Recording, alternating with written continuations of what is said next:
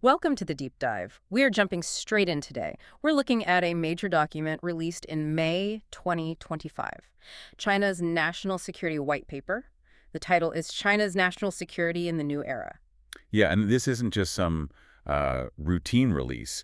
It's really the Chinese government laying out its formal view on national security, how it sees things in the world right now. Exactly. And for you listening in, our goal here is simple. Quickly unpack the really important stuff, the core Yeah. concepts, the specific details, the key takeaways from this paper. We want to give you the essence of it without getting bogged down. Okay, so the paper kicks off by sketching out the global situation. It talks about the world facing new turbulent changes, being at a kind of historical crossroads. And it notes that the Asia Pacific, despite being pretty stable for decades, is now up against some severe challenges. But interesting point, right alongside acknowledging that turbulence, the paper makes a strong claim that China itself is actually a source of strength, of stability. It says China injects certainty and stability into a chaotic world. That's the big picture message up front. Right. So let's dive deeper. What's the absolute core idea, the guiding concept, according to this paper? The main thing, the central philosophy really, is what they call the overall national security concept. This was put forward by Xi Jinping, and it's framed as the major strategic idea for security work now. And the paper really leans into that word overall, doesn't it? It calls it the soul of their whole approach to security. It does. And overall here means it covers a great security. So security isn't just about the military anymore. It's incredibly broad. Like what kind of areas? Oh, everything. Politics, military, sure, but also the economy, finance, culture, technology, cybersecurity, ecology, food, resources, even new stuff like AI and data security.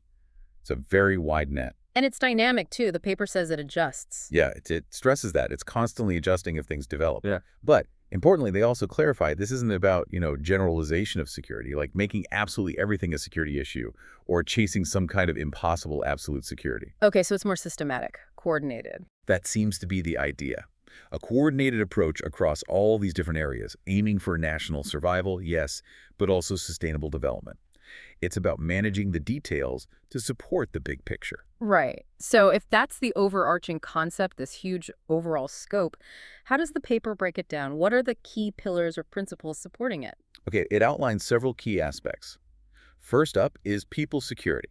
This is called the fundamental position. People security, what does that mean in this context? It means viewing the party, the people, and the country as this sort of unified community.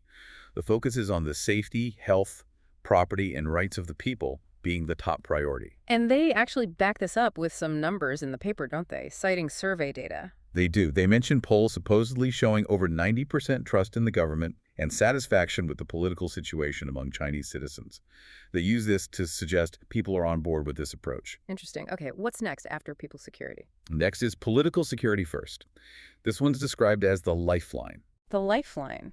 That sounds pretty crucial. It is.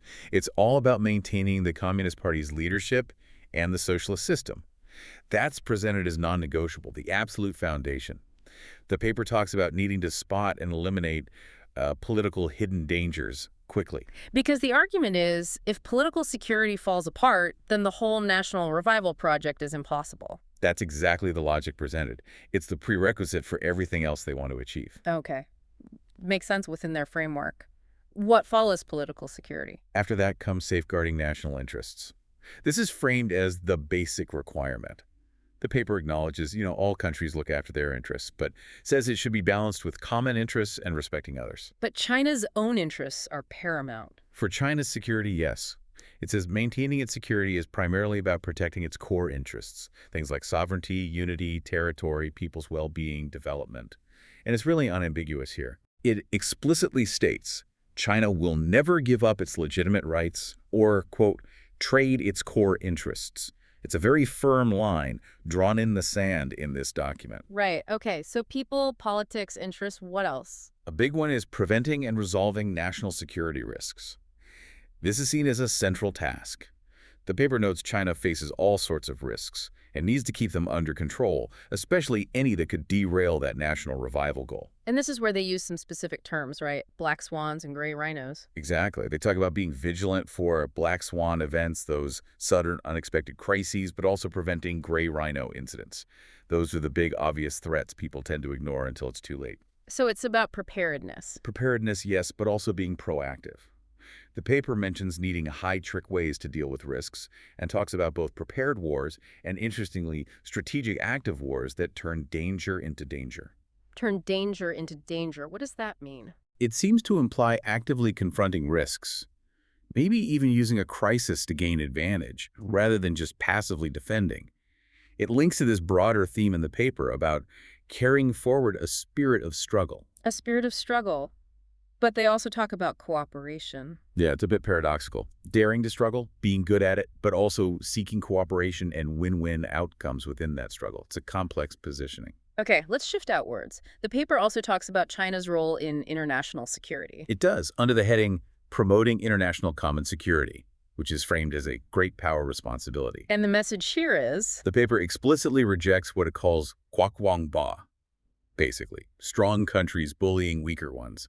It asserts China doesn't have this inherent tendency towards aggression or seeking hegemony. instead it promotes. A principle where countries should think about other security while looking after their own, trying to find a path that benefits everyone. The paper points to China's push for a common, comprehensive, cooperative, and sustainable security concept, and things like its Global Security Initiative as proof of this. Got it. Is there a final pillar? Yes, the last one is strengthening party leadership. This is called the fundamental guarantee for the whole security framework. Back to the party's role again. Absolutely central. The paper emphasizes that sticking to the party's leadership is essential to handle all the challenges. The party has the core role in leading and coordinating everything related to national security. And they mention the National Security Committee. Right. The establishment of the Central National Security Committee is cited as a key move to create a more centralized, authoritative system for managing security. Okay, so that lays out the core concepts and principles pretty clearly. Now, how does the paper connect all of this back to China's bigger goals, like Chinese modernization? You said security provides solid support. Exactly. The paper argues that managing these risks through this security concept is what enables modernization. Let's look at how. All right. First off, how does it support maintaining the political system, the party's rule? Well, it constantly circles back to that political security point. The main goal is stopping risks from blowing up into political crises. It's about safeguarding political stability, the institutions, and, importantly, ideology. And it gets quite specific about perceived threats here, right? Very specific. It talks about countering what it sees as foreign infiltration and subversion. It mentions preventing anti-Chinese forces abroad from using ideas like Western and free human rights or universal value as tools for, quote, Westernization and differentiation strategies against China. And it explicitly mentions things like color revolution. Yes, explicitly. Preventing and cracking down on attempts to incite color revolution and street politics. Those are seen as direct threats aimed at destabilizing and changing the system.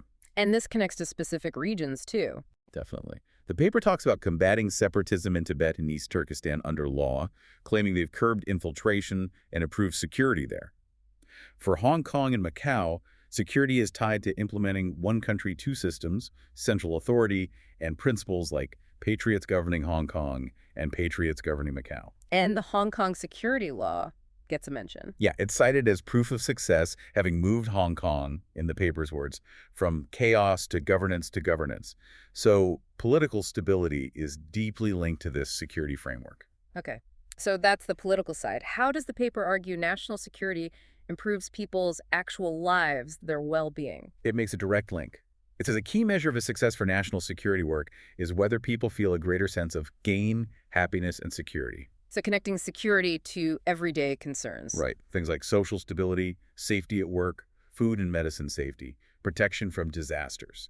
These are all framed as security issues that need addressing for people's well-being. And again, they use statistics to illustrate this. Yes, some quite striking ones. It claims China is among the world's safest countries regarding violent crime, citing really low homicide rates, 0.46 per 100,000 in 2023, dipping to 0.44 in 2024, according to the paper. What else? It points to improvements in other areas, too. A drop in the impact of natural disasters, fewer people affected, fewer houses collapsing in 2024 compared to earlier years. Also, a significant fall in production safety accidents in 2024, with major ones down to single digits for the first time. Public health fits in here as well. It does. Efforts in disease control, food, and drug safety are mentioned. And they cite rising average life expectancy hitting 79 years in 2024, the paper says. Even ecological security is linked to well-being. Oh, so. By pointing to cleaner air, lower PM 2.5 levels, and increased forest cover, which they claim contributes significantly to global greening. All these numbers are presented as concrete evidence that the security focus is improving people's lives. Okay, so political stability, personal well-being. Right. What about the economy? How does security support development? This is where they introduce the idea of safe development. The argument is that security isn't separate from development. It actually provides the foundation for high-quality development. So development creates risks that security needs to manage. That's the idea. Development itself brings new challenges. The paper talks about ensuring the basic economic system is stable, pushing supply-side reforms, building a unified market, expanding domestic demand. These are all linked to economic security. What about supply chains? That's been a big topic globally. Huge emphasis on that. Securing industrial and supply chains, building an independent, controllable, safe, and reliable domestic system. Financial security is also key, managing risks in currency, capital markets, real estate, local government debt. And food security seems critical too. Definitely. It's called a fundamental security task. Protecting farmland, the red line, advancing seed technology, keeping grain production high. They cite hitting over 700 million tons in 2024. Energy and resources. Also crucial, diversifying energy supplies, curbing consumption, building up strategic mineral reserves, pushing recycling. And then there's technology. Yes, technological independence. Seen as absolutely vital for security. The paper talks about speeding up efforts to overcome CNEC technologies, those bottleneck areas where China is dependent, like certain materials, high-end chips, industrial software, even crop seeds. And also getting ahead in frontier tech, like AI and quantum computing. So it really paints a picture where security is woven into almost every aspect of the modernization effort. Absolutely. Economic vulnerabilities, technological gaps, resource constraints, they're all viewed through this national security lens. Okay, let's circle back then to the paper's view of the world. Turbulent, challenging. Right. How does it position China within that context in its concluding remarks? It basically reiterates that complex picture. You've got intensifying geopolitical conflicts, a Cold War mentality creeping back, unilateralism, protectionism, plus all those non-traditional threats, climate, cyber, AI risks, terrorism. But it also sees positive trends. Yes, it contrasts that with what it sees as unstoppable trends towards peace and development, the rise of the global south, and this underlying common desire everywhere for stability and tranquility. And China's role in all this. The paper asserts pretty confidently that China stands on the right side of history, aligned with human progress. It describes China as a firm force defending its interests, a just force for world peace, a progressive force for international fairness, and a building force for common development. So a very assertive positioning. Very much so.